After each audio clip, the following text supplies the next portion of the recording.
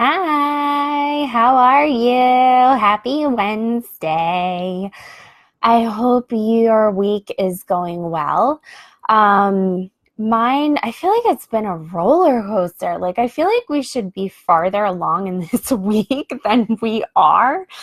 And then this weekend, um, I'm kind of like half and half. I'm like looking forward to this weekend, but not really looking forward to the weekend.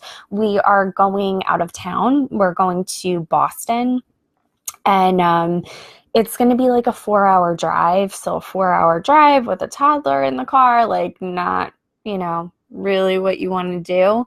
I know once we get there, we're going to an engagement party for one of our friends. I know once we get there, we'll have a great time and everything, but just like getting there, and then we're leaving the next day. So I'm like wanting the week to be over, but at the same time, I'm like not really ready for the weekend. But I hope your week is going well. I hope you have exciting things planned for this coming weekend. It's the summertime and it's beautiful out. So, tonight I wanted to talk to you about stressing your website. So, I hear at least 2 to 3 times a day about people trying to figure out and worrying about their website. And it's usually people that are just getting started or thinking about getting started as a freelancer, and they don't know where to start. They don't know what steps to take, and they think website is the first thing that they should be doing. And I am here to tell you it's not. It is not the first thing that you should be doing in your business. Now, here's a caveat. If you have done this and it's worked for you, great. That's amazing. That's wonderful. But tonight I'm here to share my story, what I did, and how I got to where I am, and that you don't need a website with how I did things.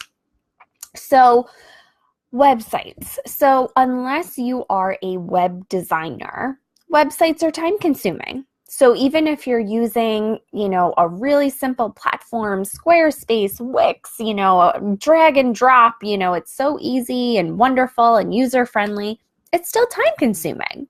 You have to come up with all of the content to put on your website. You have to come up with the photos. You need to, edit and tweak and make sure that everything is working. And it's really, really time consuming.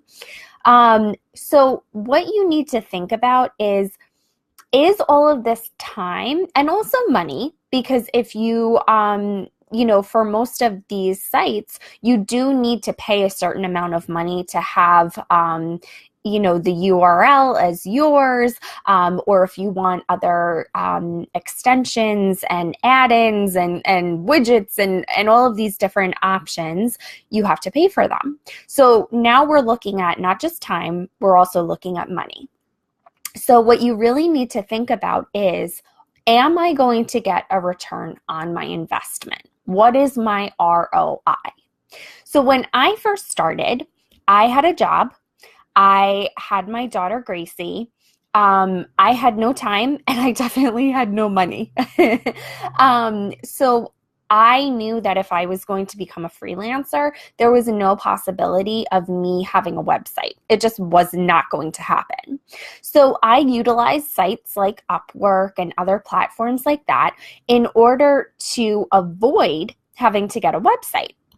And so I basically utilized those platforms in order to showcase what I could provide.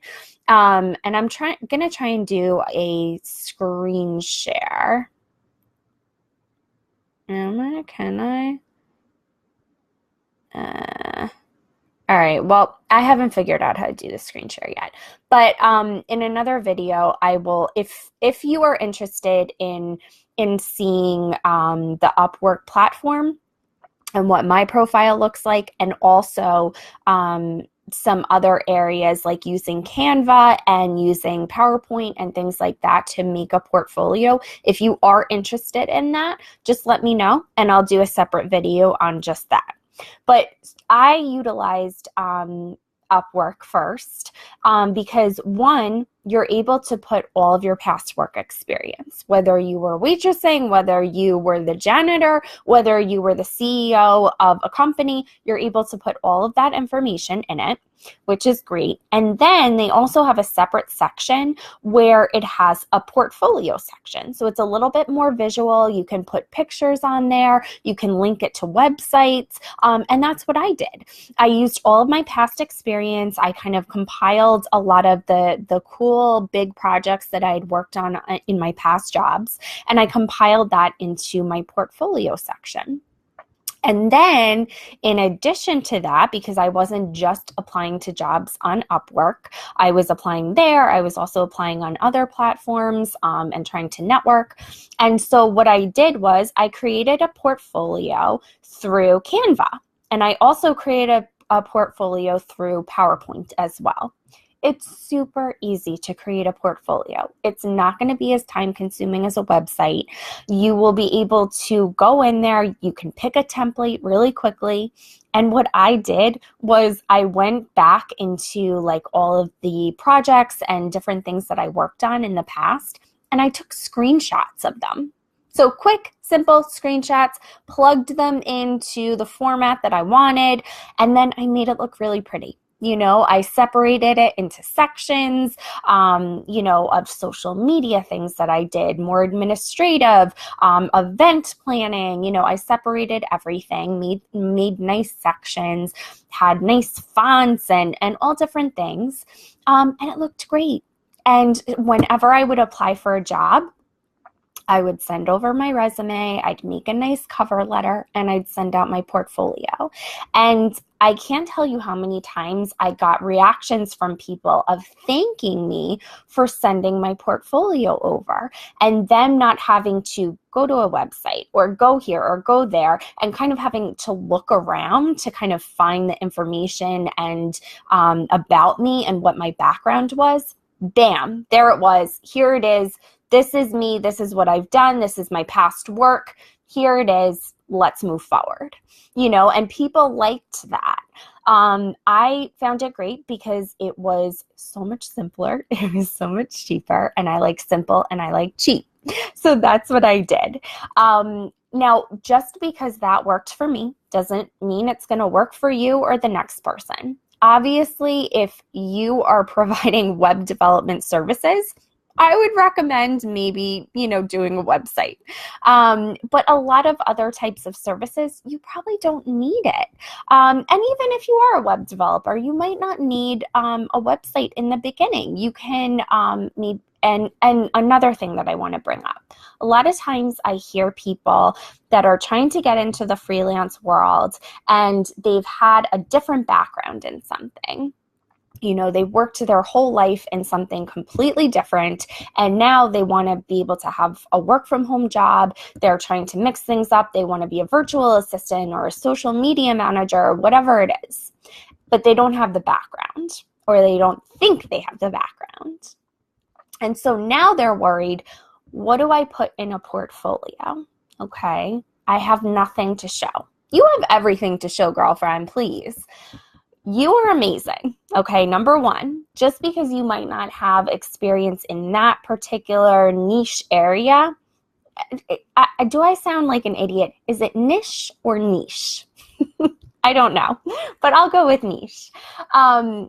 Just because you don't have experience in that specific area doesn't mean that you don't have value to give to people. You have unique experience, and that is what you are going to be bringing to the table. Now, with that being said, you obviously want to be able to put something in a portfolio and not just say, hey, here I am. I haven't really done much. Practice. If you want to create logos, practice and create logos and put that into your portfolio. The person looking at your portfolio doesn't need to know that it wasn't for a customer. If you're building websites, practice. Start building websites in order to put in your portfolio.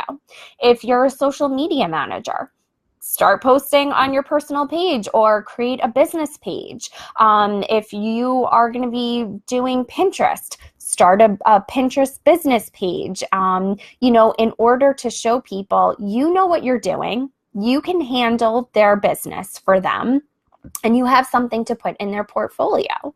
And you know what? You will get jobs that way. Absolutely. And once you get those jobs, you'll be able to add to your portfolio. So that's it. It's simple, it's short and sweet.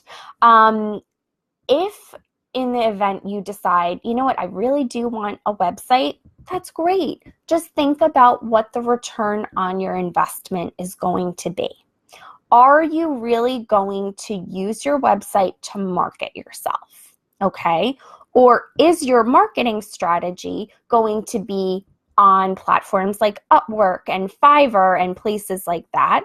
Or is your marketing strategy going to be on LinkedIn and contacting companies directly? Is it going to be a combination of that and also going in person to Chamber of Commerce events and things like that and passing out your business card, or the local coffee shop? Determine what your marketing plan is first, and then determine if you actually need a website to start your freelancing business, and go from there. Okay? So if you have any questions, please let me know. If you would like me to do a separate video on the Upwork platform and creating a template for your portfolio in Canva or PowerPoint, let me know, and I'm happy to do another video for you. So have a wonderful night, and I will talk to you all soon. Bye.